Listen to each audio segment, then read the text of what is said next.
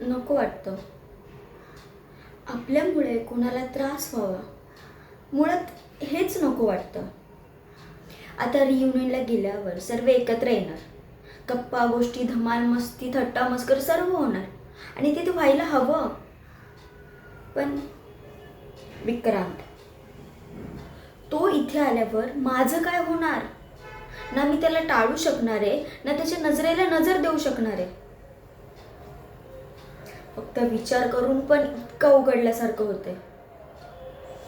समोर आल्यावर काय होईल हे देवालाच माहिती.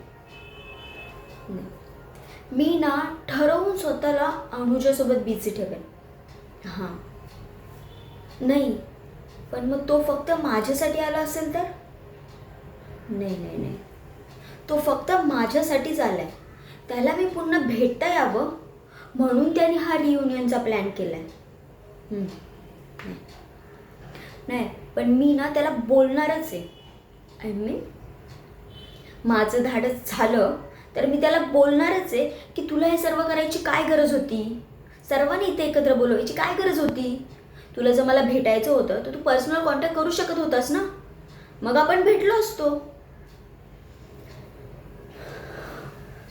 बापरे, तो समोर नाहीये म्हणून इतकी बडबड करतीये, इतके स्वप्न रंगवतीये. तो समोर आल्यावर काय होईल काय माहिती. त्याच्या नजरेला नजर देऊ शकते की नाही हे खूप झालं. तो येऊ देस माझ्यासमोर, मला त्याला बोलायचंच आहे. नाही, जाऊ देत, मला नाही यावर काय बोलायचंच नाहीये.